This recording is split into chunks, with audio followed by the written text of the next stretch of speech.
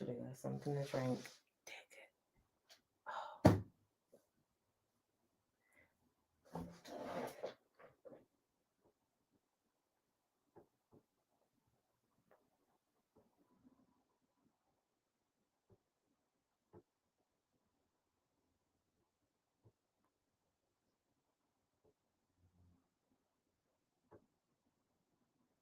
All right, y'all. So let me know if you guys can see me on. I think I'm on YouTube, Facebook. I think I'm on Instagram. Let me know if you guys can hear me. If you guys can put one in the chat, let me know if you guys can hear me. Can't post comments to.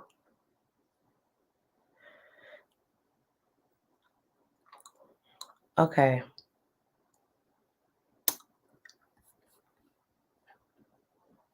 Okay, y'all. So let's go. I think I can see some people on Facebook. Y'all, because my other phone is like logged out and I don't even know like my password to Instagram.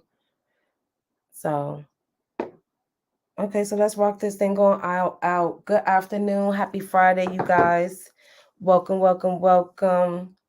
I'm Folasade, the accountability accountant, and I wanted to come and discuss with you guys how to really write off your business miles because I did a post.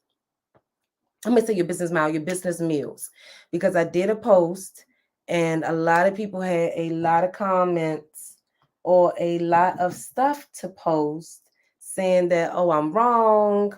You can write off this. I'm wrong. You can do this, and so forth and so forth. So I wanted to kind of come live really quick. Come live on YouTube, see if how that works. And I don't even know if I'm live yet because I didn't get the email saying that I was live. Let me see. Okay, yeah, I did. I did get the email now. Let's see I'm live. Okay, so hey YouTube, Instagram, and Facebook. Okay, guys. So I wanted to come in really quick and talk about the business meals, how to write off your business meals. Okay. So I had made a post that you cannot write off your everyday business meals, blase, blase, blase. And guess what? Everybody had so much to comment about it. So I wanted to come and really break down how you guys are supposed to really write off your business meals, what meals you can write off, and just answer some of you guys' questions regarding deducting your business meals and so forth. Okay. So the first thing I wanted to post was one of the first questions that I have is what type of meals are deductible? Okay. So what type of meals are deductible? So first things first, if you are an employee, you cannot deduct your business meals. You cannot deduct your business meals. If you are an employee, you cannot. Okay. So if you are, let's say, a small business single member LLC, and so a single member LLC, guys, file their taxes like a sole proprietor. Okay. So they file their taxes on the Schedule C. When you are trying to write off meals, you as the owner, guys, cannot write off all of your business, all of your lunch. You cannot write off all of your lunch. So I wanted you guys to be able to ask me your questions so we can kind of go over what type of meals you can deduct, what type of meals you cannot deduct. But I'm not going to sit here and like wait for you guys to come in. But when I do post the content that I'm going to create about the business meals, I know you guys are going to have so many questions. Yeah. So I'll wait a while and then I'll go into what I want to talk about. So first things first, I said employees, you cannot write it off, right? So employees cannot write off their business meals right now. Back in the day, prior to the Tax Cuts and Jobs Act, when Donald Trump had his mission, right? You were able to write off your meals as an employee. You were able to write it off on Form 2106. And if it was not reimbursed by your employer, you were able to get it as a itemized deduction, a 2% miscellaneous itemized deduction. When Trump came into office, he let go of the 2% miscellaneous deduction, Form 2106. And I understood the concept behind it because so many individuals were taking advantage of that form and using that form to really do tax fraud. They were like claiming business miles, business meals, uniforms, and the works, but really didn't incur those expenses. So Trump came in and was like, oh, cut that form out. Okay. So that was problem number one. So he cut that form out. And so since then, good question. I am cool. Good question. I'll answer the question too. Until then, well, before then, you were able to write it off, right? After that, you're no longer able to use. You're no longer able to deduct your business meals. I mean, your meals as an employee right now. Oh, so E and Cool, I don't know if I'm right, says, can you write off meals for contractors, or is it the same concept? Okay, so here's the thing. Yes, you are able to write off your meals for your contractors, but you still need records, you still need logs, okay? And depending on the amount of it, and it's just so many different ramifications behind it, they may end up having to claim a portion of that into their income. So yes, you could be able to write it off, but depending on the ramifications of it, right, that contractor may have to claim it as income, depending on the situation. Okay, so that was a good question. Okay, so basically, once they did that with the Tax Cuts and Jobs Act, guys, that let go of the business. I keep saying business, the employee meals deduction. Okay, so since then, no employee outside of military, okay, are able to deduct expenses on Form 2106. Okay, so now let's talk about the businesses. So we have to kind of look at this from the different structures of each business. So we're going to start off with the single member LLC, which is taxed just like a sole proprietorship, okay, on your personal return. And see, this is why I don't like really talk about this stuff, because it seems like I'm already talking a bit technical already. So I know I'm going to lose a lot of you guys. So when you file as a single member LLC sole proprietor, right? You can write off business meals, but you cannot write off your meals as the owner every day that you go to lunch. So, what I'm finding is a lot of small business owners have been taught over the past 2 years that you guys can write off your business lunch every day. That is not true. You cannot write off your business meals every day. There has to be a business purpose. And so, since as a sole proprietor, you're not an employee of your company, you definitely cannot write it off.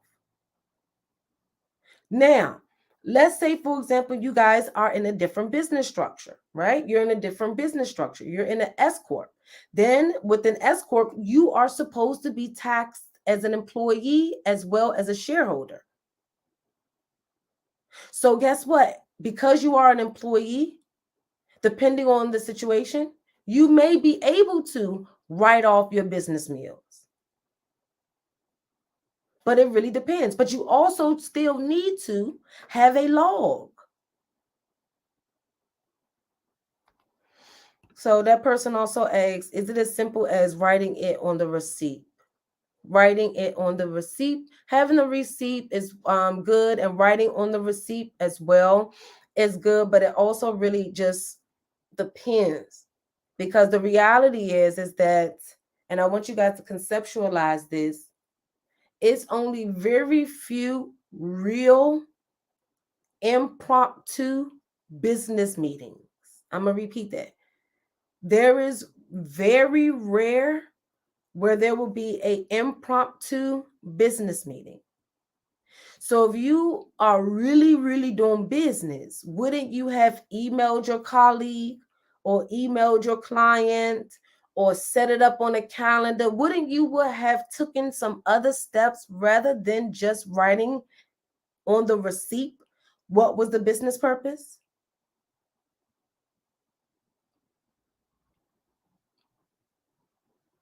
Now, if you're on the road and you're traveling, then that will fly.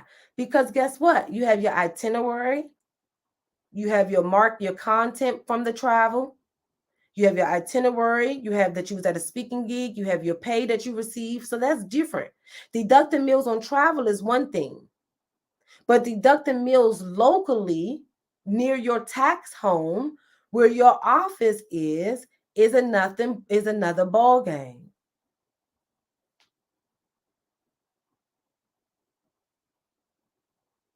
So that works. I see your scenario. That works. Yes, you can write that off. You still want to document it.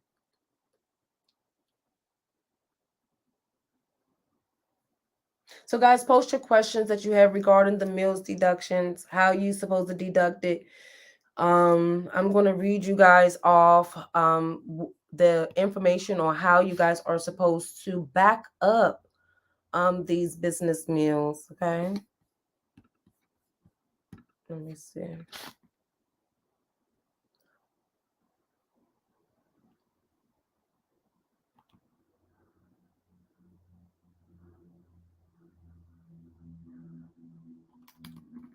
Hold on, y'all. For all of you that's just coming in, I'm answering all of your questions regarding your business meals. And I was talking about the accountable plan.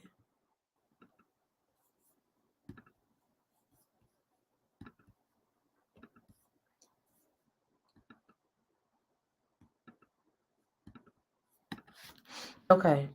So I don't even know. I think I've been lost my whole train of thought. All right, here we go. So first things first, even if it's a business meal, right? Every business expense have to be either ordinary or necessary. Okay? Has to either be ordinary or necessary. So when you guys go and make purchases or put expenses on the business card, or when you buy stuff, right, for the business, if you were to ever get audited, the IRS is going to ask whether or not, or they're going to actually not ask you, they're going to assess whether or not that expense was necessary or ordinary. So, ordinary means based on your industry, is this a common expense of your industry? Okay.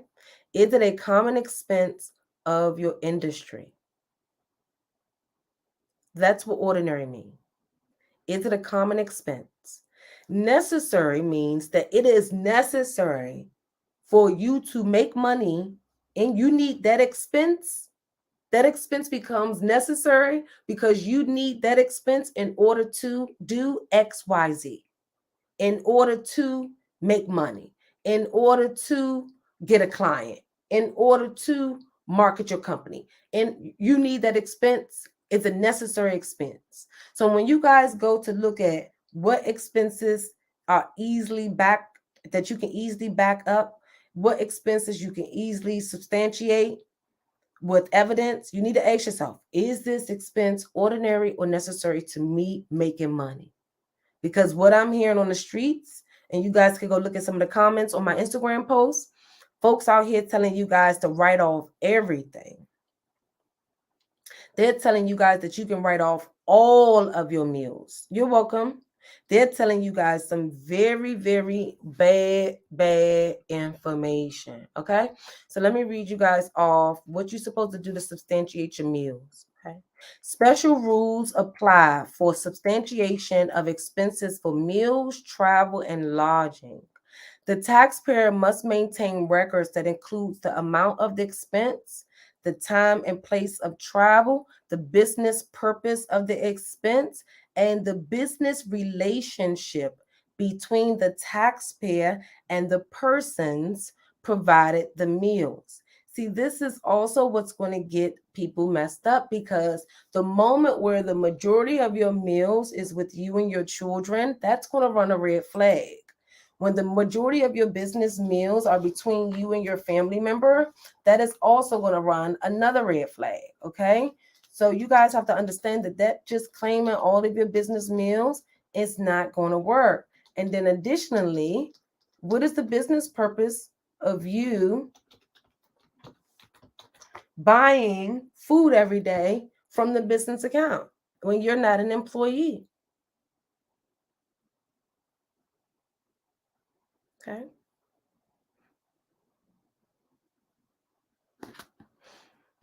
So you guys have to do that. And then also entertainment. An entertainment expense, guys, is no longer a tax deduction. They let that go in the Tax Cuts and Jobs Act as well. So they let go of Form 2106, where employees can write off their meals. And they also let go.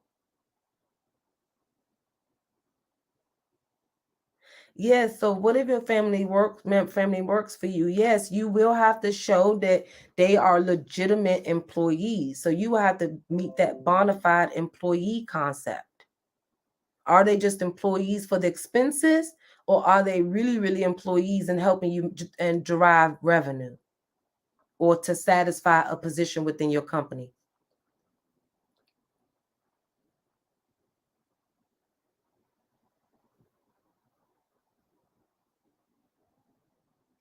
So when Trump came into office, he let go of a lot of things, guys. So you guys have to be mindful that when you are trying to do these tax strategies, when you're trying to deduct things, now I'm not saying everything is not deductible, so don't misconstrue my statement. What I'm saying is that there has to be a legitimate strategy or legitimate business purpose behind this stuff. And from what I'm seeing online, that has not been established. And so, what I don't want you guys to do, especially with the IRS actually getting additional funding and things like that, remember, guys, if you've been watching me for a long time, remember they can just click the button and that machine can send out notices requesting you to send in the paperwork to back up your expenses. It doesn't necessarily have to be an IRS agent, guys. And so, with that being said, if you were to receive a notice from IRS asking you to back up your meals, do you have the required paperwork?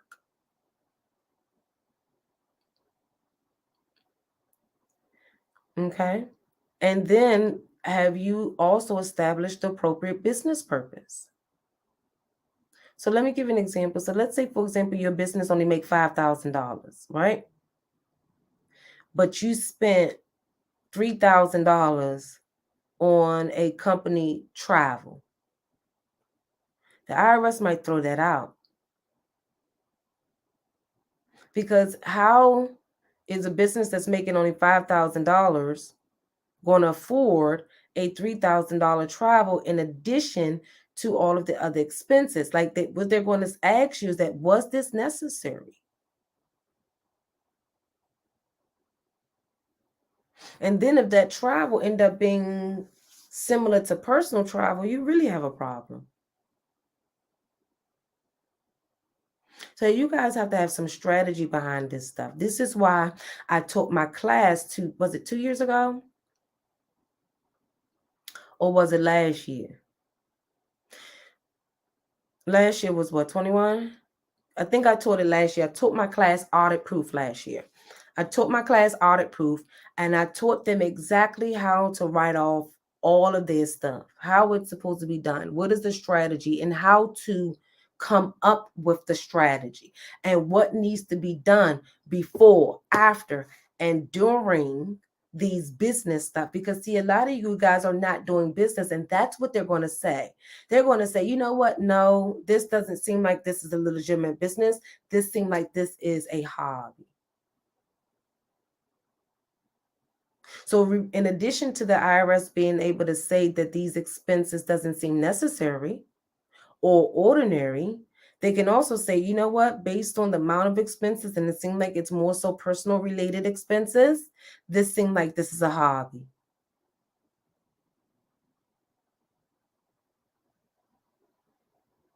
So when you guys go to try to deduct your business meals and do all of those things, then you have to be mindful that, guess what? It's levels to things. You can't deduct a $10,000 trip and your business only made 2,000. Like, you can, like, literally, let me say this correctly. You can write it off, right? But if you were to ever get audited, make sure you have all of your paperwork in place to be able to back up what was the business purpose and to be able to prove that it was ordinary and necessary.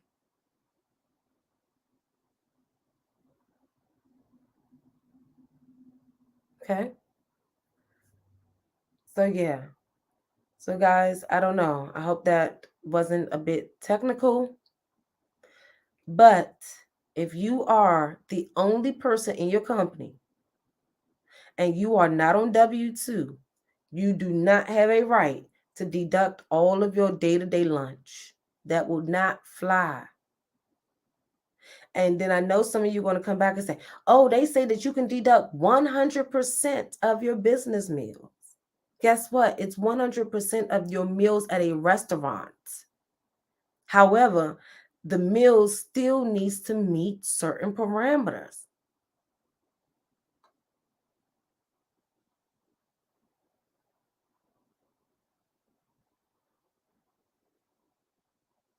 So regardless, is if it says, oh, well, you can deduct 100% of your business meals, then you also have to be mindful that that business meal still need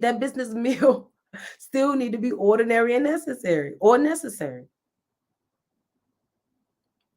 You deducting your lunch because your child is so-called an employee of your company and your child is 8 years old and you deduct lunch for y'all every day or y'all dinner every day is not going to fly in the audit. The moment that they see grocery stores, if they ask you for your ledger, which they normally do, the moment that they see grocery stores or the moment that they see consistent scheduled lunch, they're going to ask you for additional paperwork to back it up. And so for all of you to be like, oh, she's scared of the IRS. No, I'm not scared of the IRS. Y'all should know how many audits I've won. I've won majority of 99% of my audits I've won. And what I mean by one is that I've actually gotten my clients' money back or actually significantly reduced the amount that they were going to owe in the audit. And that has been since I've been doing audits, which over the past maybe 12 years, 13 years, every audit. And I have clients, and when I talk to them and laugh about it, they be like, oh, don't worry about them. They'll know when their chance comes and they hire you. Because I know what you did for me. So the reality is that because I'm experienced with doing so many audits, I know that they're tightening up things and I know that they're asking for additional paperwork. And because I am literally representing clients, not my actual clients that get audited. Let me clarify that for all y'all on the streets. It's not my clients that's getting audited. It's clients that are hiring me to represent them in audits. And I win.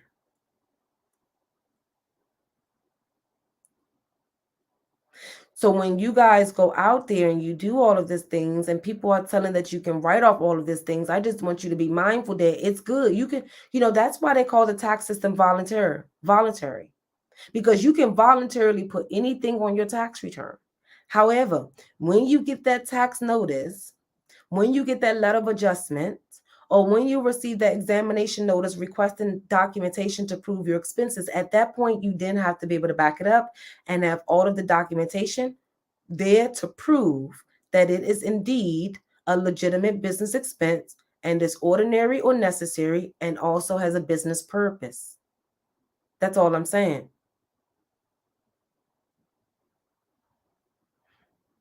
Now, you guys can go ahead on. You can write off everything. You can go ahead on and use your personal business card you can use your business card like it's your personal card as far as I'm concerned. Let you be sued. They'll ask you for your financials and they'll ask you how was you managing your money. And they'll hire a forensic accountant to see whether or not you pierced the corporate bill and whether or not you should be responsible just because you decided not to do things right.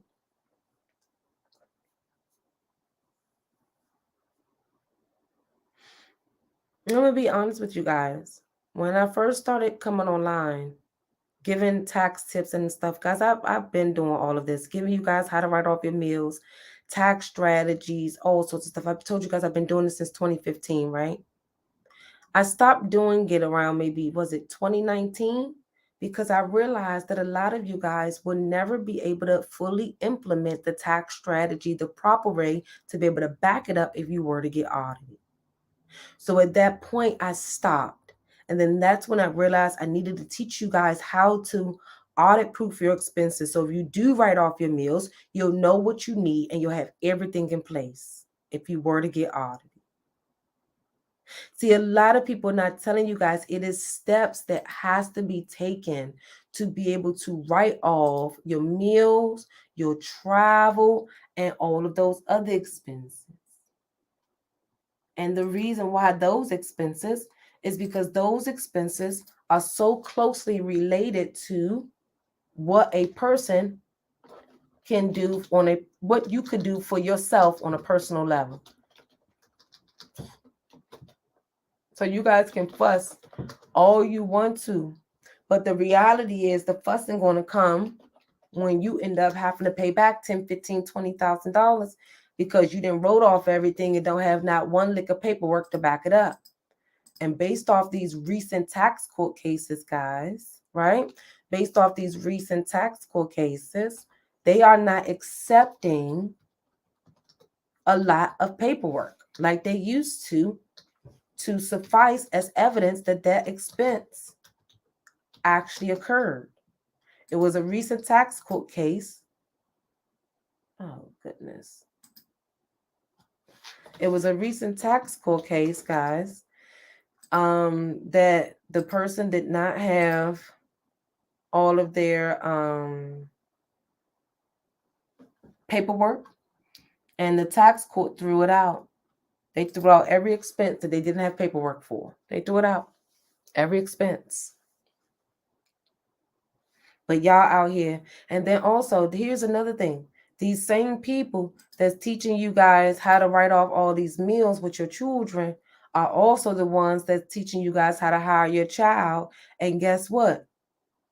If your child does not receive a W-2, they are not a bona fide employee. I'm going to repeat that. If your child is not receiving a W-2 at the end of the year, then they are not an employee. How many of you have been employees and how many times have you not received a W-2? If you always receive the W-2 every job you worked at, put a 0 in the check. So what makes your child any different? Nothing. You still have to give your child a W-2. But these people teaching y'all that you don't have to have no paperwork when you're hiring your children. But then they also telling you to take your kids to lunch. So now you tell me to hire my child. I don't need no paperwork.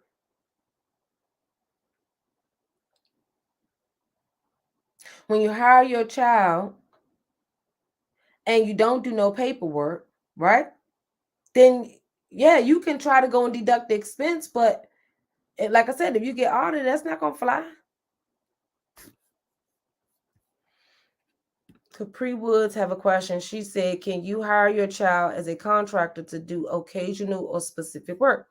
Yeah, you can hire your child as a contractor, but if you hire a contractor, then they need to report that as income, especially if it has, if they don't have no legitimate expenses, right? Anything that, see, this is why it's very hard for me to come and talk to you guys because it gets very technical at some point. So anyone that is an independent contractor and you receive money as an independent contractor, and the money that you receive as that independent contractor, subtract out the expenses. If that net income is at least $400 or more, right? Then your child is required to file a Schedule C and a 1040 tax return. So more than likely, if you're paying your child as a contractor, they don't have no business expenses. So if you pay them as a contractor $1,000, That means they have net self-employment income of $1,000. They are having to file a tax return.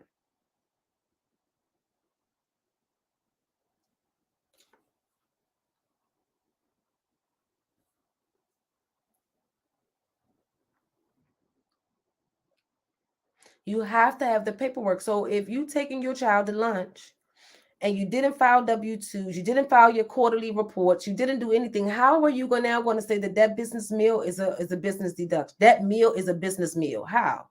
When you just went to lunch with your child and your child is not really an employee because you're not paying them on W-2.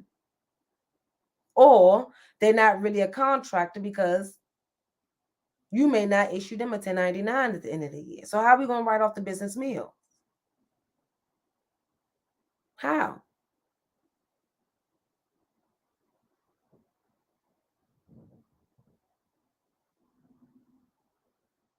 How are we going to do that, guys?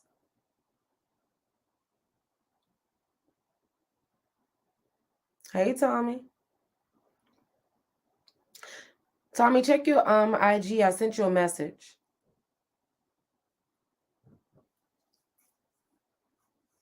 Capri says she got a lot of questions, but it's not about meals. Post your questions, I may answer it. So, guys, if you're on Instagram, you can post your questions. I'm talking about the meals deductions and just trying to bring some clarity around this because I think that you guys are misconstruing the fact that when the law states that you're able to write off 100% of your business meals, you guys are forgetting that that is only applicable to legitimate business meals that are eaten at a restaurant. Because their goal was to, remember I tell you guys that the IRS is used as a driver to what? Reignite the economy.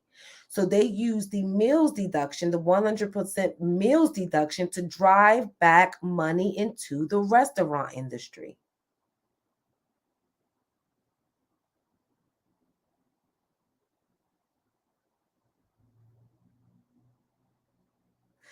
So somebody on Facebook said, come on and make it plain. It's not simple, guys.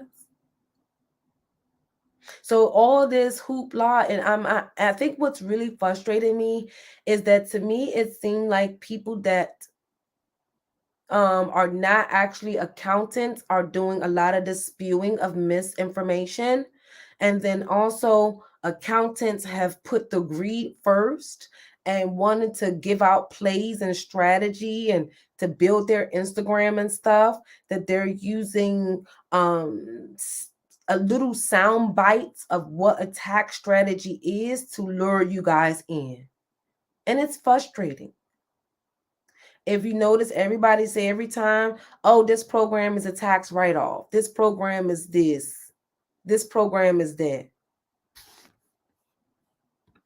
Exactly. Tommy said straight. Tommy said fluff. You know what I'm going to say? Straight fluff.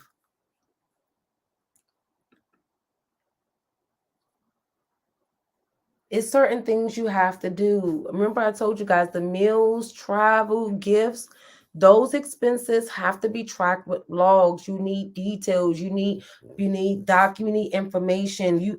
I've been in the audit when the IRS have asked, well, since that is a business meeting, where is the initial conversation regarding that business meeting?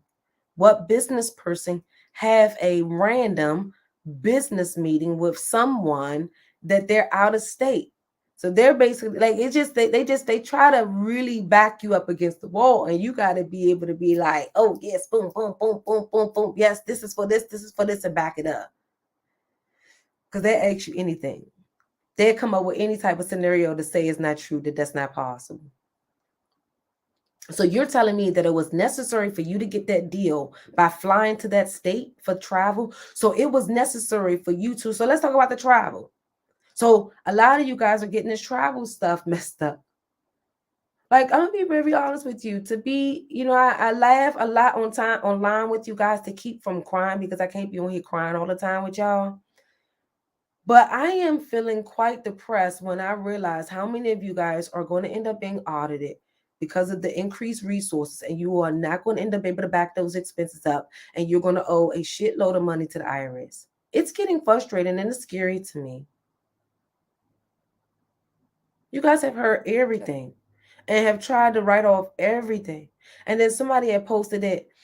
Somebody had told them to write off all their meals and do this, and then not realizing that you guys will not qualify for a mortgage. So a lot of you guys, and I've had that happen several times. And as an ex real estate agent, I used to see that all the time. People try to write off all of their expenses for their business, like even have bogus expenses, right? And then when they try to go buy the house, they want to amend the return. So Capri say, if my company is based in Georgia and one of the contractors live in California and does work in multiple states, so I have to make him an employee because of the California. Yeah, because of California. That's why, I don't hire nobody. I don't care how good you are. I'm not ever hiring you if you live in California, boo. I don't even want to go through the regulations with California.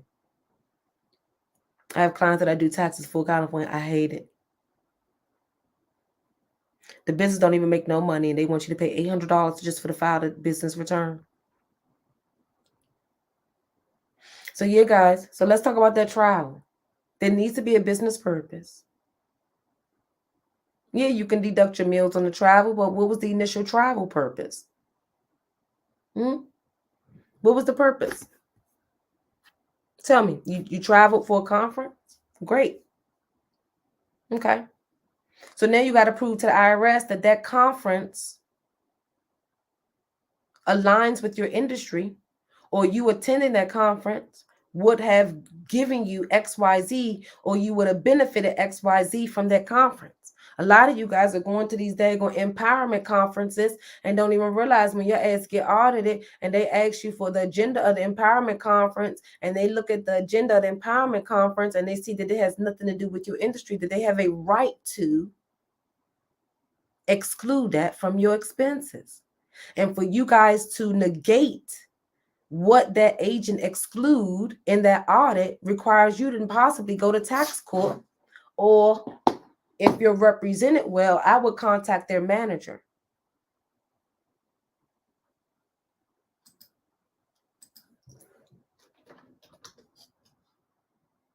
So a lot of you guys are going to get screwed up, because this is why I'm out here really trying to let you guys know, get your stuff in order. I've been saying this before, but now the time is here that if you listen to me 2 years ago, up until now, me telling you to get your stuff in order, then you like, Tommy, you good. You're not even concerned. But if you're just finding me and you've been listening to every other accountant, I know hearing this from me is very shocking. And I think that's where the problem comes, is because you probably heard 3 and 4 other accountants say the same thing. And I'm the only one bold enough from all of the other accountants that are cringing from seeing their posts that is bold enough to come on here and talk about it. Tommy funny. Tommy funny. He said they go from empowerment to powerless. Exactly. Yes, Tommy, $800. So let's say if I file your business return, I'm in California. The minimum fee, regardless of how much money you make, is $800. $800. The minimum. And that's just the tax on the fee for when you don't make no money. That's not actually the tax when you making money. Okay. So yeah, guys, if you have any questions about any type of deductions, any type of thing, it is very scary to me, Queen Fee. And this is why I'm screaming to the high horses, and I don't really care who have anything to say. But one thing is, guys, don't add me under nobody's post. I know y'all want to get my opinion on stuff, and because that's what y'all been doing. I have a bit of class to me. I will not go under another accountant's post and say it's wrong. Okay. I'm not their keeper. What you can do is just send it to me in my DM, and then I'll let you know off a personal note, nah, boo, that's not legit. Or then I might do a live stream like this and then talk about it. But don't add me on the post, people. I'm already fighting my own battles. I do not need their energy from their tribe fighting me. When they learn, when they asses get audited, they're going to learn, period. They're going to think about me. All y'all going to think about me when y'all get audited. For all my little detractors that say that I don't know nothing, One thing about me, I've been predicting this type of stuff for the past 7 years. I've been predicting everything that's happening right now. I predicted all of it. Everything from the IRS audits. I've been preparing you guys. I used to call it unforeseen circumstances. I used to say, guys, you want to make sure you get your finances and stuff in order because you never know. Get your paperwork in order because as a business owner, you need to be prepared for unforeseen circumstances. That unforeseen circumstances was was the COVID. Okay. And none of y'all was prepared. The ones that was prepared got all the money. The ones that wasn't prepared didn't get nothing. They didn't have their taxes filed. It was a mess. And so the reality is, guys, you have to start being asked. You have to be honest with yourself and ask yourself this question. Does this sound legit? Does this sound legit? Or does this sound too good to be true? Because when you ask yourself, does it sound too good to be true? And then you piece that bad boy together, you like, man, I think what get me out is that why aren't we just focusing on what we're good at? Why is everybody that's not an accountant trying to come out and teach people how to do things for their taxes? It's pitiful. I don't understand. I don't understand. Coaches do coaching. Accountants do accounting. Consultants do consulting. Can we stay in our lane? If you're teaching us about Airbnb, teach us about Airbnb. If you specialize in credit, do that. If you teach me how to do Facebook ads, do that. But come on now. You teaching me about Airbnb, you teaching me about credit, you keeping me about options, you teaching me about this. God daggone. What is your specialty, bro? And sis, what is your specialty? You're getting the everyday people caught up. And then the reality is, see, this is the thing, guys, an audit is never publicized. You will never hear, oh, such and such was audited by the IRS. No, it's private. So you would never understand the amount of audits that I've set in and the amount of stuff that happens behind the scenes because you are not sitting in my seat. And one thing about me, I'm not scared about the IRS. I'm scared that you guys don't have the paperwork to back that thing up. Like, you now back that thing up. Or back that thing up. Yes, y'all not going to be able to back it up, y'all. And that's my concern. Because an expense that you cannot back up is an expense that you will no longer be able to write off if you were to get audited. I even if you check it, I think I put down there on quotes because I used to put my little quotes, my financial quotes. I like for your expenses to be indisputable. Indisputable expenses is what I strive for. For when you guys ever get audited, you like bow, bow, bow, bow, bow, bow, bow. And the agent be like, okay, so I'm going to increase this because they be mad at me, y'all, in the audits. They be like, well, no, because I'm a bubbly person, right? But I get real stern too. Like if I'm gonna be a bitch, I'm gonna be a bitch. If they being real stern to me, I'm gonna go over top of them. Like I'm real mean and stuff. But if I know how to play the game, okay, I know how to play the game. I'm a business person for sure. I come on here and be myself. But if it's business time, it's business time. So let's say if they real sweet, right? Like my last one, she's real sweet. And I be like, hi, Miss such and such. It's Folasade Day, the representative for XYZ client. So did you get all of my paperwork to back up that expense? Yes, Folasade. And I'm going to go ahead and accept the overage that you added. Okay, did you finish the spreadsheet you was going to send me, Folasade? Yes, I did. And I put this. Guys. You guys are not going to be able to play the game when it's time because it's very intimidating. When I was doing my jury summons the other day, I had saw one of my clients there and I represented her in an audit. And the IRS agent actually came to the last few audits, y'all, I've actually sat face to face, except for one. A few, but majority of them was face to face. The ones that was kind of doing like COVID was online. I mean, through the mail and fax. But prior to COVID, everything was face to face. They would come to the client's home, measure their home office. So for all of you guys that's deducting your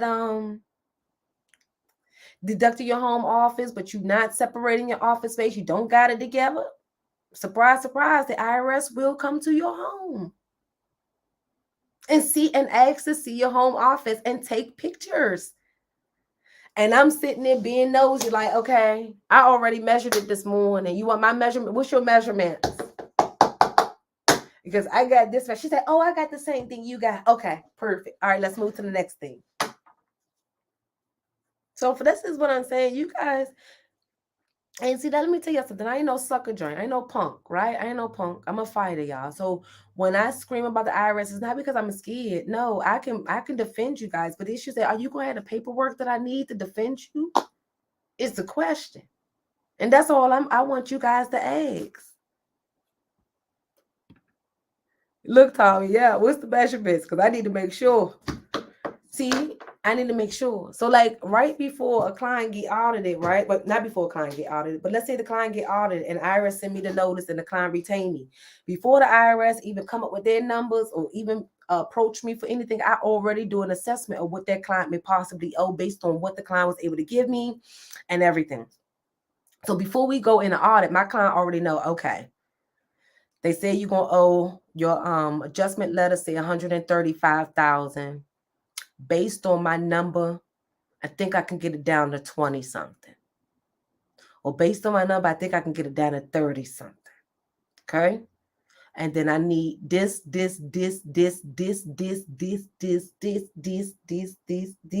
that was so funny, y'all. Sorry. Yeah, and that's how it be. And then we go down and we work it out. But the reality is that a lot of you guys would not even be in a good state for me to even protect you guys. So while I'm screaming online, get your stuff in order, get your paperwork, you can't write off this, y'all looking at me like, who is she? She don't know what she talking about. She don't know, but I know like crazy, y'all. From personal, well, not from personal, but from professional. Well, it is personal, both personal and professional experience. So the question you guys need to start asking yourself, if you were to get audited today, is this business expense ordinary or necessary? And have you been able to establish a business purpose for that expense?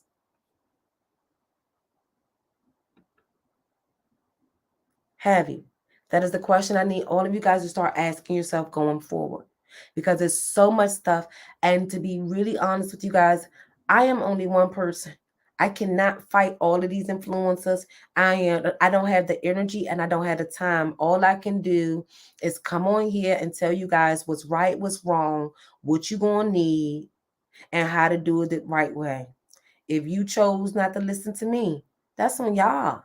If you chose to call me stupid like some of y'all and done did, that's on y'all. That's not on me. That's on y'all, because you have to ask yourself, are you going to feel stupid when your ass get audited and you don't have nothing to back it up because you heard that all you have to use is use your business credit? Because that's what I'm hearing on the street. They telling y'all, as long as you use your business credit card for this expense, then guess what? You can write it off. That is false. That is a lie. It's not. They don't fly like that. And then about 3 years ago, the IRS let go of the substantiation rule, where they allowed us to, that mean when I say substantiation, and even when I stutter, I say it, right? That mean back it up, right? When they stop allowing us to back up y'all expenses through your bank statements and your credit cards years ago. So that's what I'm telling you guys. So you thinking you doing something because you got your business credit card statement and your debit card statement, and it says that you went to Ruth's Chris, right? But that's not enough. So who was you talking to at Ruth's Chris? What was the business purpose of the expense? And was that an ordinary and necessary expense? And guys, this is going to kill y'all when y'all hear this part. A lot of times they can tie. This is why y'all should never represent your guys yourself in an audit. Please don't do it. You hire the big boys like me to do it. Because they will sure as hell tie into that audit, y'all, and say, okay, your business only make $5,000.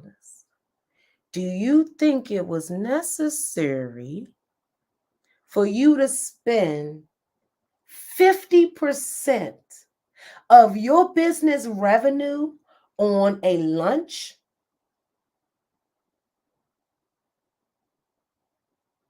What you going to say?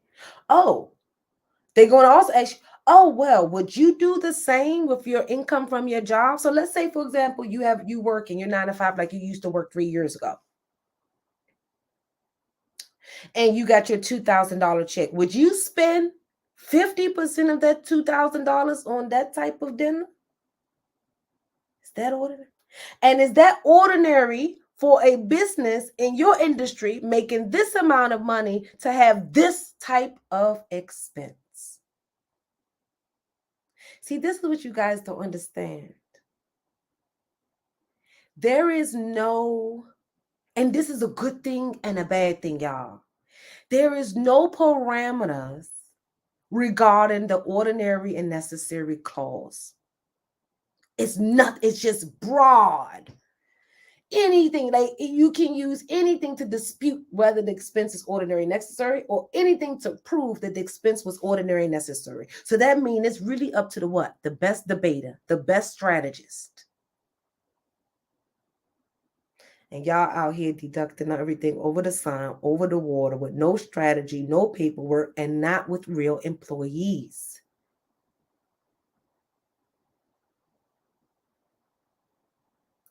I don't know where you guys are getting this false information from, and I see it. You know, back in the day, I would have blasted them. I don't got the energy to blast their names and put their face up there like they criminals and stuff. I don't. I only had the energy for it, but y'all see it. And you know something don't seem right. And that's what's scary to me. You guys don't have no discernment right now. You're listening to everything and everybody. But the people that's telling the truth, you're not listening to. So as I said in one of my posts, you guys can go ahead on and claim everything you want to, because that's what makes the tax code voluntary. But when you get audited, or when you get examined, or when you got to back that thing up, you got to be prepared to do that, guys. And that's the concept that I feel like I created, called audit proofing. You need to be able to audit proof your expenses, audit proof everything. And it might seem cool. Everybody talking about deduct, claim the GWAT. And then it's so funny because they're speaking this stuff and you can tell they really don't know the technicalities behind it. Oh, well, I'm going to buy such and such this vehicle because it's over 6,000 pounds. Let me be honest with you guys. You can write off any type of vehicle on your business tax return and depreciate it. The $6,000, the 6,000 pound limit was so you can take bonus depreciation. That does so you can take the maximum amount of depreciation in one tax year. But you can buy a regular smuggler Honda and write it off on your business, in your business.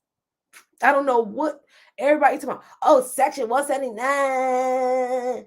Yes, if you want to maximize and zero out all your business income and do all of that, guys, do me one favor. Everybody on YouTube, head over to Fingerprinting Gurus and follow Tommy Watkins, guys. He teach you guys how to make money, how to manage. Like, his YouTube page is lit, y'all. Go check him out. Fingerprinting Gurus.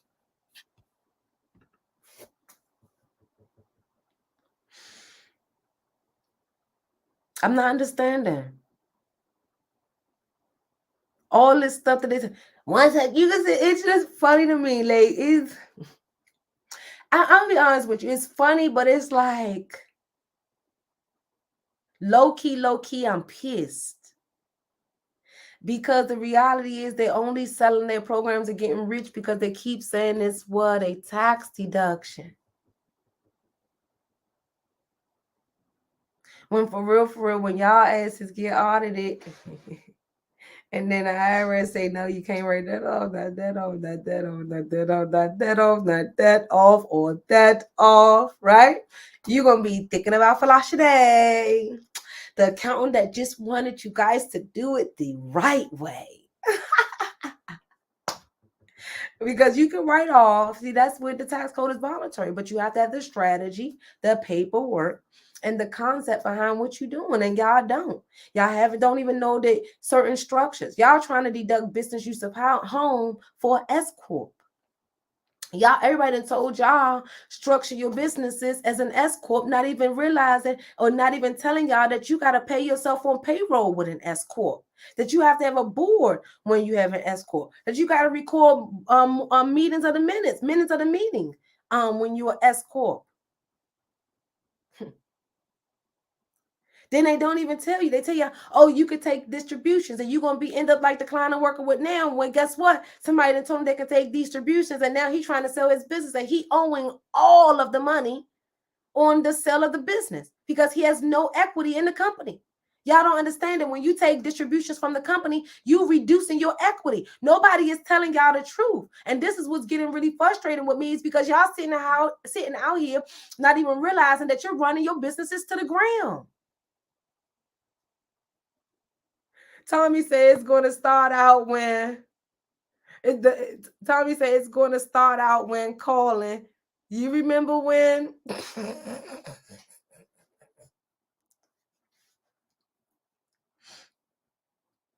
You guys got to get this stuff now. Stop playing with the tax code. Like, yeah, y'all want to act like be like the rich and all that stuff, but guys, there's levels to this stuff. You trying to compare yourself to a big CEO that is working for the company all day, that is with his assistant flying, living a jet life all day. That's not your life. So yes, that CEO might get write off all his business meals.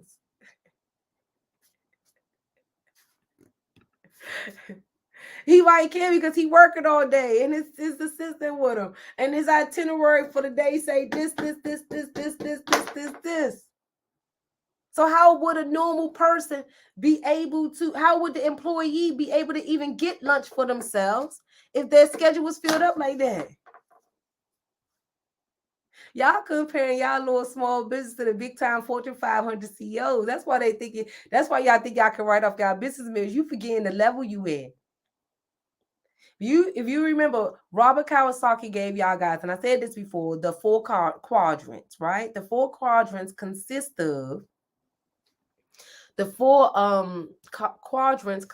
of self-employed, employees, investors, and I think it was big corporations, right? The people that have the best advantages are the corporations and the investors, not the employees and the self-employed. The self-employed is the person that have no employees.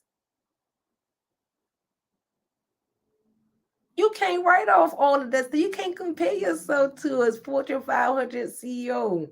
You can't do certain stuff. I'm not understanding. Friday, I don't understand. You said business. Let me see. I'm sorry, Instagram. I'm looking at this stream, y'all. I'm sorry, y'all. I didn't neglect all y'all on Instagram. I'm sorry, y'all.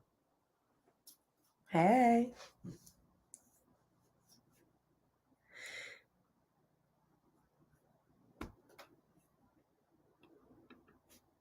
So this is the thing, guys. So don't when y'all, I hope my team cut this out for you guys. They get this message very clear. Stop coming for me when you don't even know what I'm really talking about. Because you guys been sold on a dream just so they can make their money. That's the difference between me and everybody else. My money gonna come when I serve, guys. I have a whole purpose out here. My purpose is to help build generational wealth in the Black community. And I can't do that if you guys pay more money in taxes than what you're supposed to. I can't help you guys build generational wealth if you're not doing your bookkeeping in your business. I can't help you build generational wealth if your family unit is not together. I can't help you build generational wealth if you don't even have systems and processes in your business. I can't help you build generational wealth if you don't even have the basic policies and procedures. I can't help you build generational wealth, guys, if you're not willing to track things so you can keep it and be able to look at it and analyze the data, guys. So my purpose is a bit different than everybody else's. So when y'all come over here, start disrespecting me because I don't want to give y'all fluff or shoot y'all shit so I can make money. My money gonna come.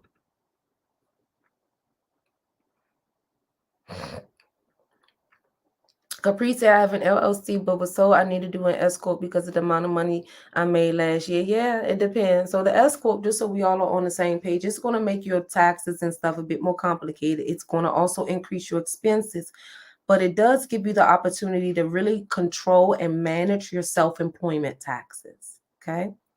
So the beauty of the S corp, guys, is that with the strategy, if done correctly, right, you will pay less self-employment taxes, which is your portion of Medicare and your portion of Social Security taxes. Because when the money roll over to your personal return, it's not subject to self-employment taxes. But when the business is in a regular LLC, it is subject to self-employment taxes. Or when you have a partnership and the general partner income from the partnership is subject to self-employment taxes. So that is why they tell you guys to convert over to an S corp, because it allows us to be able to control what amount you pay in Social Security and Medicare taxes. Whereas if you did it the other way, we're not in control over it. However, that same control has increased cost and time and management requirements. You cannot manage your S corp the same way that you are managing your sole proprietor. You cannot commingle funds when you have an S corp. The moment that your business reached $250,000 with that S corp, you are then required to do double entry accounting, which is your bookkeeping, because you would then be required to submit a balance sheet with your tax return.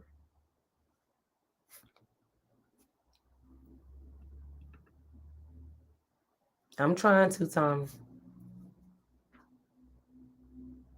So the reality is that a lot of this shit that y'all been shitting on, all this shit that y'all been shot these past 2 years since I've been very quiet. I'm sorry. I just told my team member today, my marketer today, she a badass. I said, I feel like I did these people some justice while I was focused on building our team and stuff. Because y'all been duped. Y'all been sold this false life. Y'all been sold this glam. Y'all been sold it to match. Yeah, I get it. You know, to start your Airbnb, I get it. But goddamn, do we gotta flash our jewels and our shit to get y'all to buy? Why y'all buying because of that? Oh hey, I ain't even seeing it. Why y'all buying products from people because they look? I know I'm cute and all right, but why y'all buying products out here because they stunting? Remember, the Bible say never idolize. And y'all idolizing people, not even understanding if they spitting the truth. And so that idolization now is making you make bad financial decisions or copy or do things that you know that is not legit. I'm not fully understanding why are we getting caught up on, like Tommy said, we love the flash. Like y'all, I like to put my shit on, right? I wish I could play music, y'all, and really be myself out here. Y'all be like, is she really an accountant? Yes, I am. Like Amy say, put your shit on. Like I like to put it on, y'all. I like to look nice, but I'm not gonna come up here and flash out about my program. I'm not.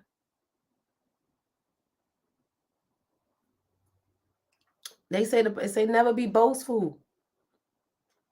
But that's what y'all buying into, and then you wondering why things not working out for you because that wasn't your move. That wasn't what you were supposed to be doing. You do too. You know, because Black people, y'all, we naturally flashy, right? But what I mean by that is that people are literally making millions and millions, and no hate on it because y'all falling for it. That's the problem I have, is that I don't even hate the creators. I hate the fact that y'all falling for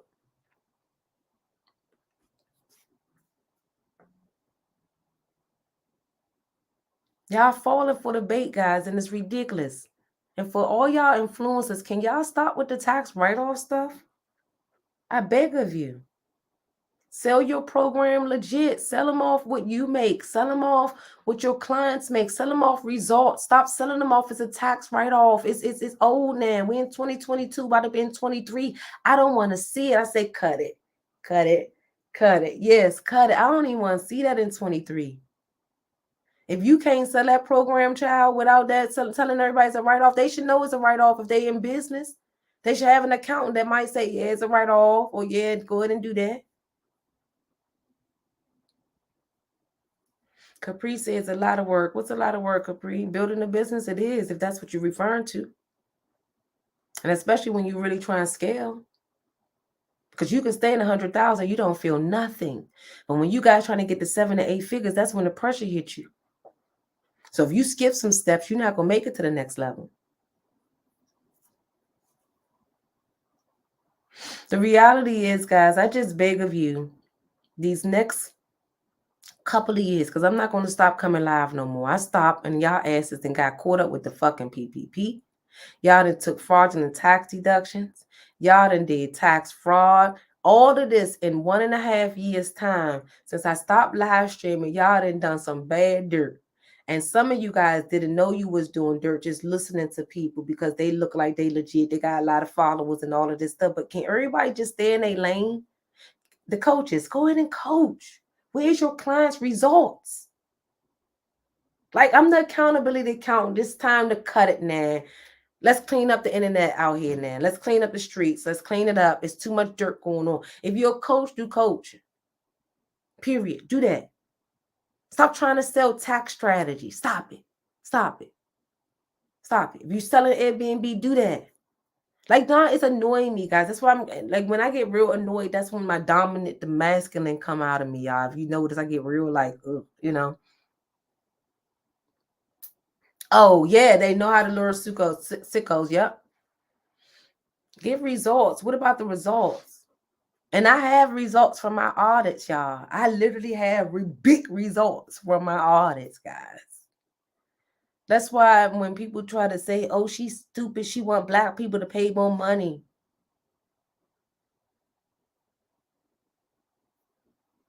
Do y'all know that if your expenses are overstated more than 25%, then your tax return will be considered intentional fraud? And there's an additional fee and penalty. Let me see if I can find any audit notices. Let me see if I can find something. I know I may not be able to find nothing for y'all. But let me see if I can find an audit notice or something. Hold on, y'all. Let me see if I can find. Let me see.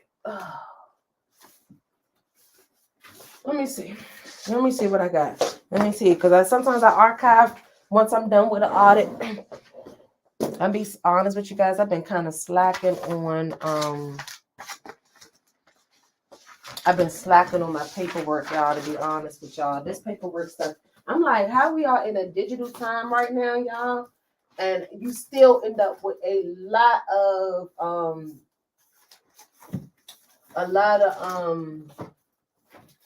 paperwork, y'all, because especially when you do audits and stuff, that means you're on their power of attorney. And so I received notices. So these just notices just for one client, just from an audit, offering compromise I'm working on. These are just these, and I haven't opened it because I know what the IRS is saying. And I can't turn it around because it's my client's name on it. This is just for one client that I'm working on. They owe about $400 and something thousand. But right now, I'm getting them in compliance. So that we can work on this stuff. Let me see what I got, y'all. Let me see.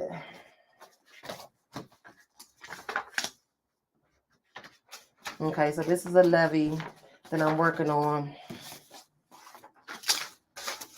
Let me see if I can find y'all, because y'all be thinking, this stuff a joke. What client is this? Okay, that's another one. That client right there, I'm working on.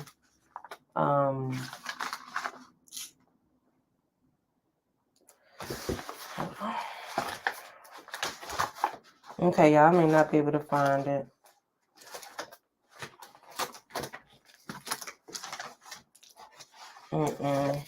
No, I must have archived it already. But yeah, so there is a penalty when you have overstated your expenses, right? You'll end up getting about a 25% penalty, and then it will be constituted as fraud. Okay.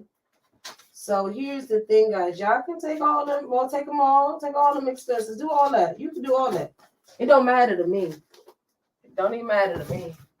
Well, actually do matter to me, because I don't want y'all to be messing yourselves up. I can't believe I can't find that one.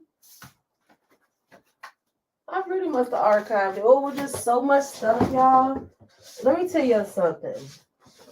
If anybody is even here, I got like stacks and stacks of papers, y'all, from audits.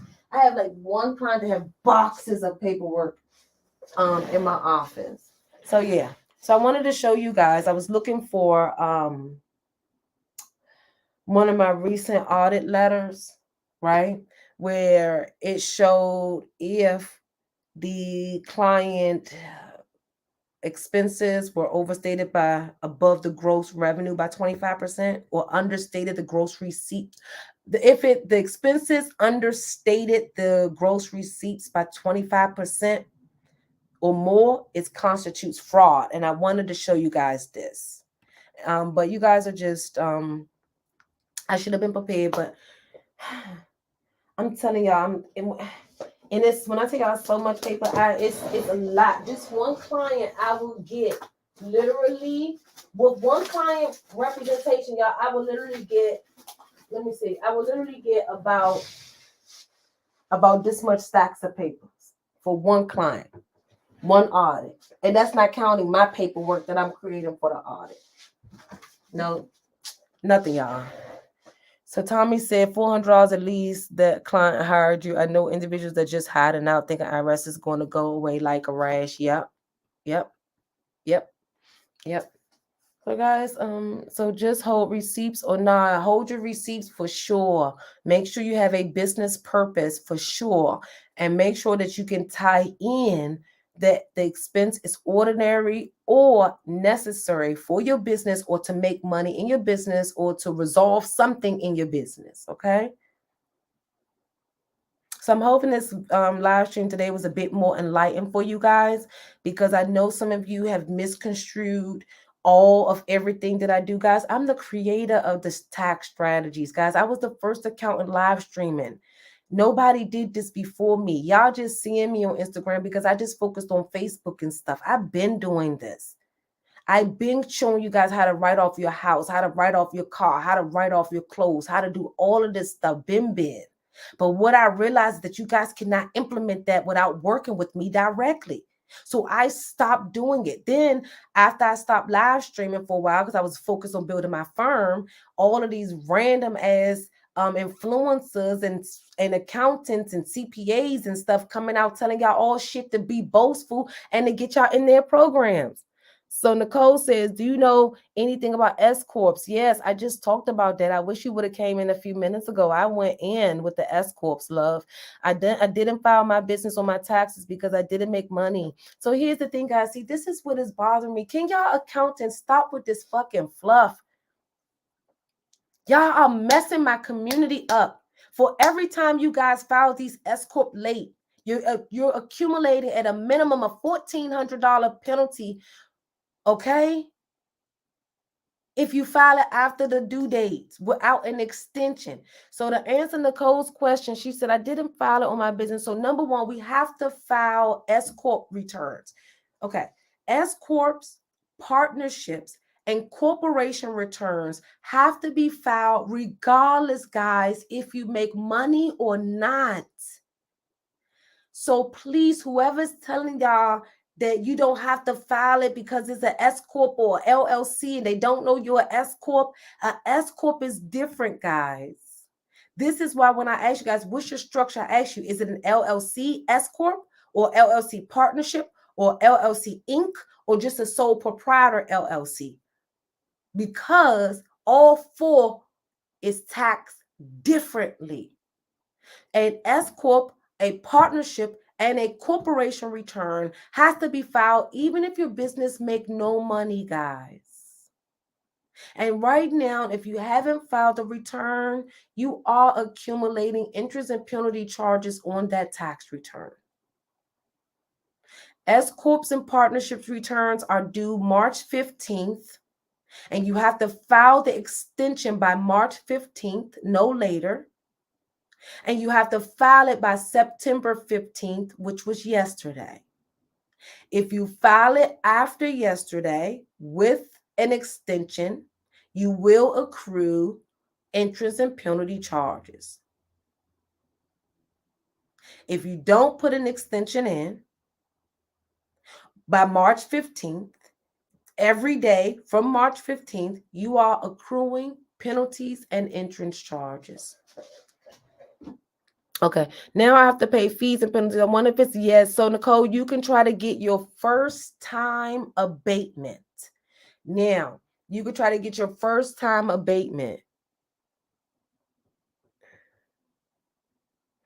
You can try to do your first time abatement. By law, each person is allotted a one-time, first time, they call it free first time penalty relief act, where each person can get their penalties abated one time.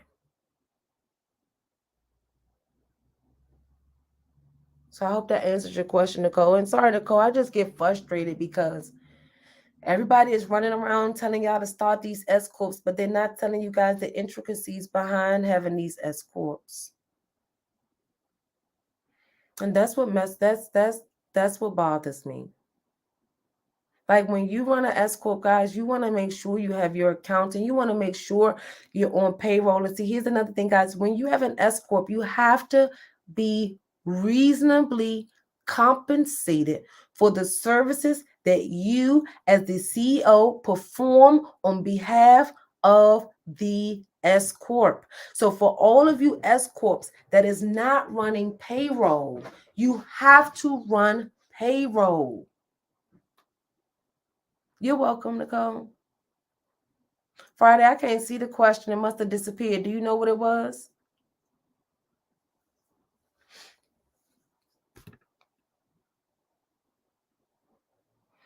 Okay, see, George, and I think you're an accountant too, George. What's up? Why are you asking me this question? You want to get my opinion? And see, this is another thing. Dear accountants, can y'all stay off my line? I don't have no problem. Like, but message me privately if you want to see what I know, or like no, or that's George, my client. I think that might be George. I'm about to say because this is a few Georges that be like kind of follow me online and stuff too. Like, I don't know which one. Is that my client, George? I gotta look at the name. But here's the thing, guys, and I don't think nobody is telling y'all this. It don't matter where y'all register y'all business at. Where you do business is, you still have to file it. The income.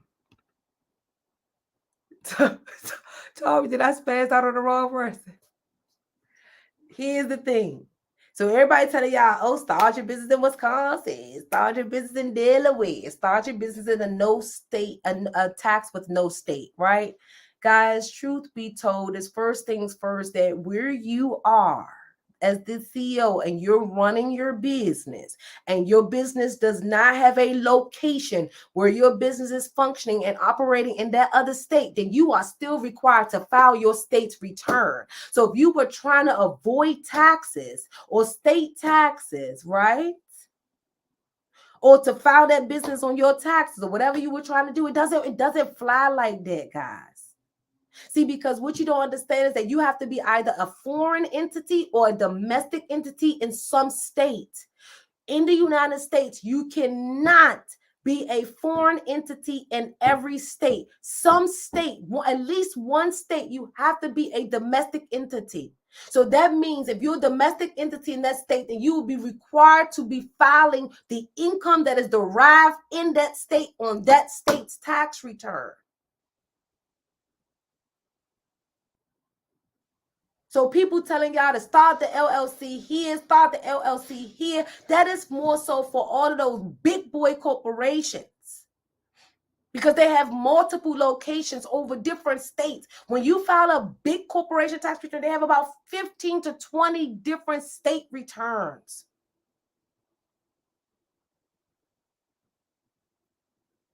Because they still have to file the income in those states that is derived from those states.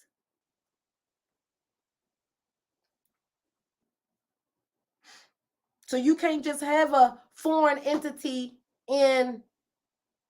So let's say you want to use Delaware as your domestic entity. So you saying that your business residency is in Delaware. Fine, you have to file a Delaware return. Perfect. But now, where is the money collected? Is the issue. Because wherever that money is collected, wherever you are delivering the product or service to, then you are required to register your business in that state. Here I go getting loud again, y'all. You are. And that's probably not even what you wanted to hear, George. But the reality is, to me, it's not even no best state, because the reality is you still have to file with your state. Unless you live in Florida, power to you. Live in Texas, power to you. You know what I mean? But if you are not living in Texas and you register your business in Texas, then that means that business is either foreign or domestic. And you still have to file where you are in your state, because that's where the money is being collected.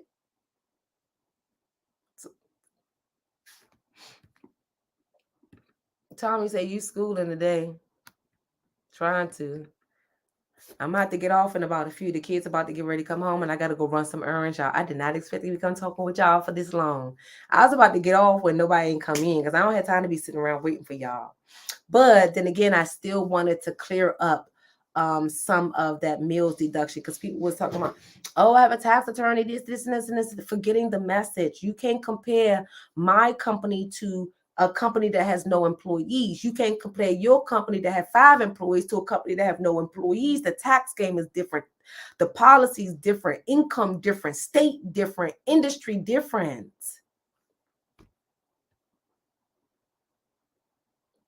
Yeah, me too. Look, Tommy, run it on out. So yeah, guys. So it's the issue is this, y'all. When you're doing that state thing, you just want to make sure that whatever income from each state is really separated and allocated per state. So that if you did get a lot of income from the state of Delaware, right, then when you file, because Delaware don't file a state tax return, right, then you wouldn't pay taxes. But if you were being lazy with your accounting and you didn't properly separate the income derived in the different states that you do business in, have an actual location in, then you won't be able to minimize your taxes. So it all goes back to, once again, paperwork and stuff, guys. It's no way to shortcut this. And then some states don't have a state tax, but they have an access tax. So here we go again. Somebody then told you to register in this state, not even realizing they have an access state and an access tax, and the access tax is being paid off gross income, gross receipts, rather than net receipts, net profit. Let me say that again. Some of these folks out here telling y'all to go and register your business in all these different states that has access taxes. That means you have to pay revenue off your gross receipts. With federal law and most normal state laws allows you to pay taxes off of net profit. And a lot of you don't even know that you registered in that state and they have an access tax requirement and you haven't filed it yet. That's what I'm saying. Like, I know we want to do marketing and I know we want to serve you guys, but we also have to be mindful that a lot of information that we say online can be taken out of context. This is why I come on here and try to have these detractor videos with you guys so you can ask me what was my perception, my perspective behind this, why did I say this, what's my belief behind this, and how you could do this. And then if you guys want to bring your accountant in and we do a debate, I'm down too. Bring your accountant in. We can do a debate. We can pull a tax codes and we can do a straight debate. I'm with it. How they say, I'm with the shits. That's me for real. I wouldn't say that. So I'm with it. So like if y'all really, if I got any more detractors, right? Go ahead on and DM me. Tell me you reached out to this accountant and this accountant won't come online and debate me. We can do that.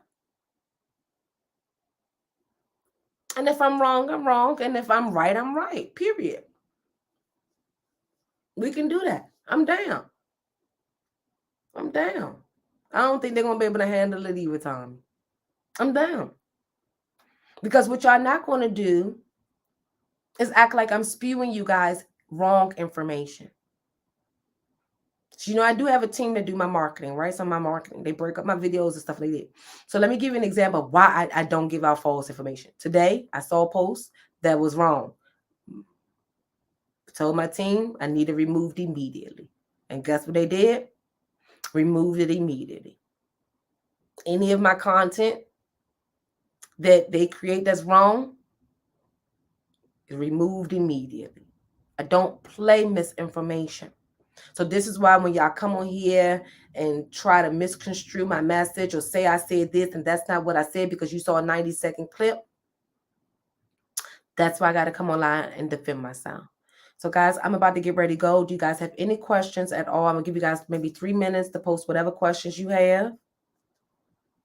Hey, the real AJ, DMV.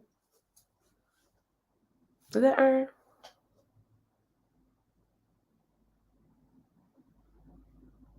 I think that.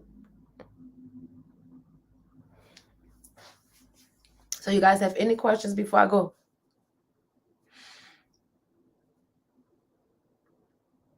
So remember, my closing statements is you could write off whatever y'all choose to write off. But when y'all asses get audited, you're going to think about me, Folasade.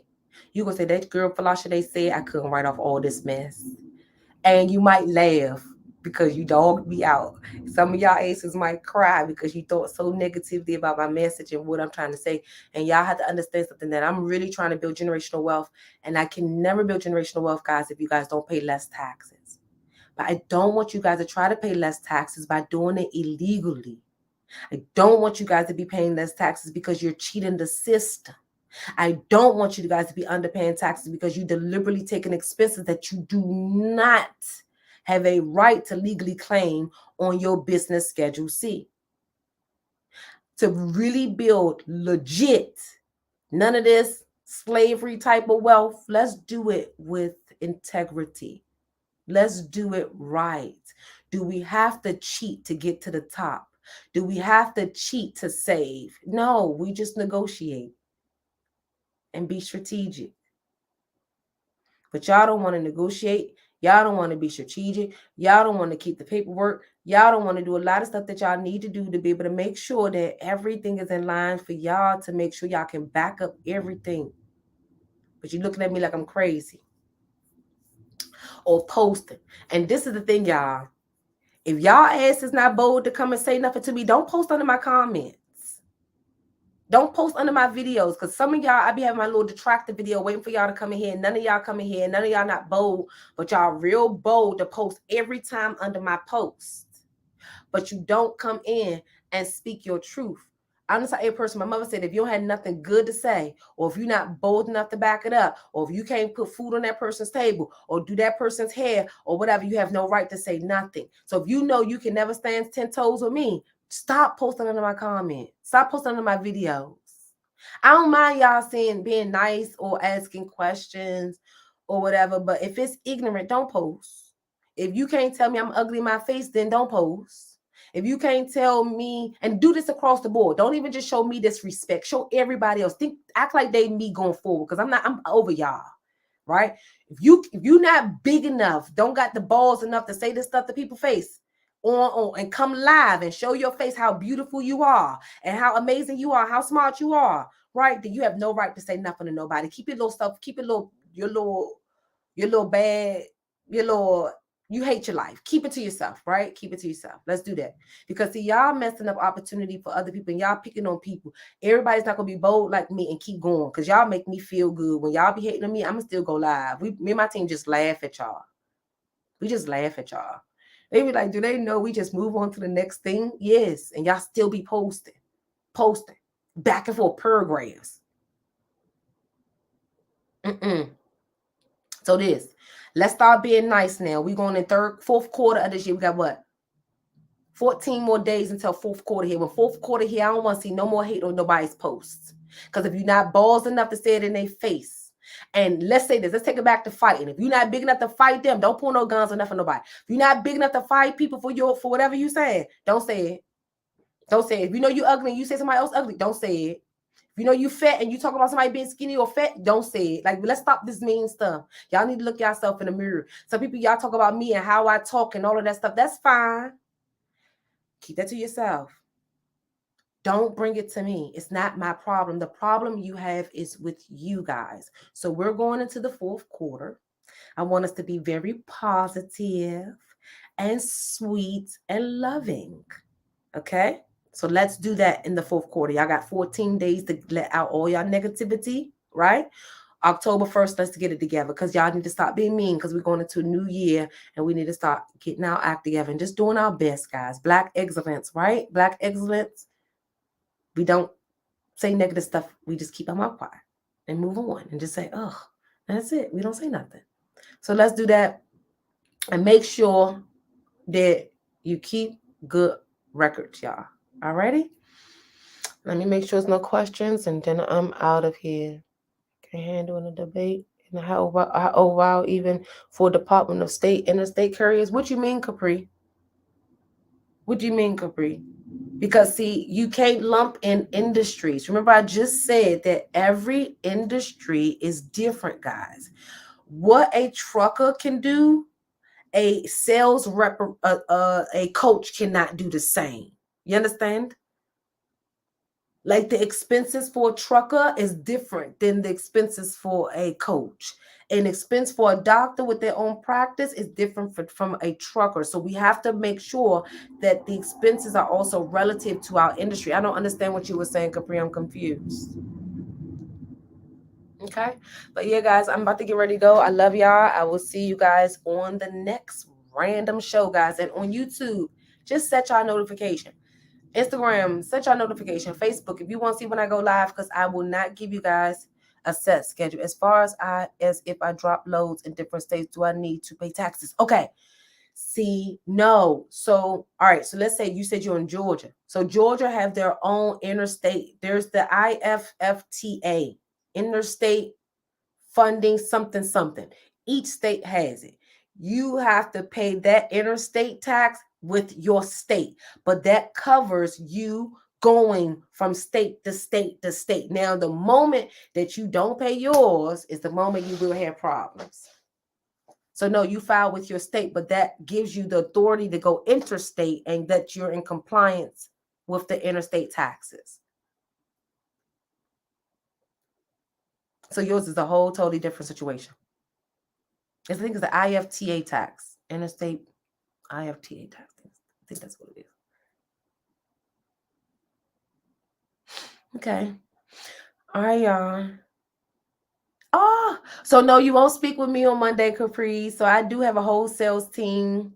So I stopped doing our sales calls in January because the firm is getting so big now. I have to focus my time on the areas that I need to be doing, which is the accounting and the marketing and the CEO work now. So you will speak with my sales rep, Andrea. She's absolutely amazing. And she will be able to tell you everything about our services and how I can serve you and everything else. So Yeah. So I hope I know because a lot of you guys be expecting for you to speak with me, guys, with your initial call. And no, not anymore, y'all. And then even if you did speak with me initially, I wouldn't give you any tips or nothing. I wouldn't give you no advice anyway. Because you have to do a consultation with me. Oh, okay, perfect. Okay. Yes. Perfect. Because I didn't think you were sure. Because sometimes people overlook the bottom of the statement that says this call is not directly with Folasade, but Folasade will be the one doing your taxes. So yeah, guys, I enjoyed today's discussion. Once again, I'm having a good time going live. Maybe one day I can get back how I used to go live, like every day. I don't think I'll go back live every day. Never say never, right? But let me see how long I can go live. And if you guys have any particular topics or any type of um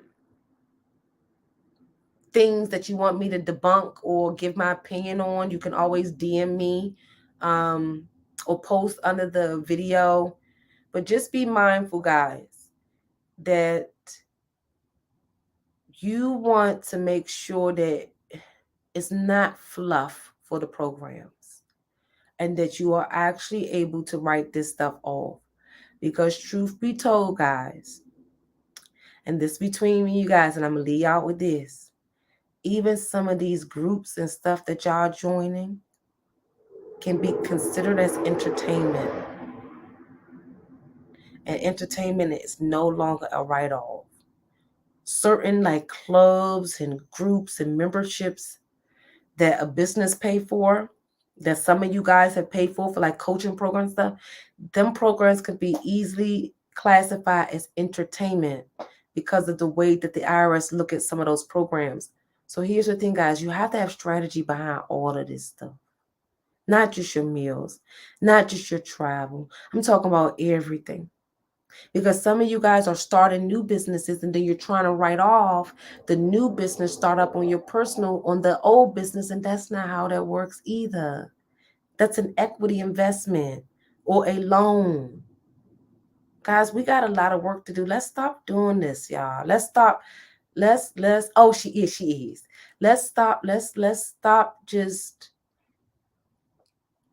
taking advice from everybody. Figure out the core people you're going to listen to. Take their advice, execute, come back for more. Take their advice, execute, come back for more, execute, and then dominate. Okay? I love you guys. Happy Friday. I hope you guys have an amazing weekend. And I will see y'all sometime next week. I'm not sure. But I know I ain't going to live tomorrow or Sunday. Bye, y'all. Love you guys. Bye.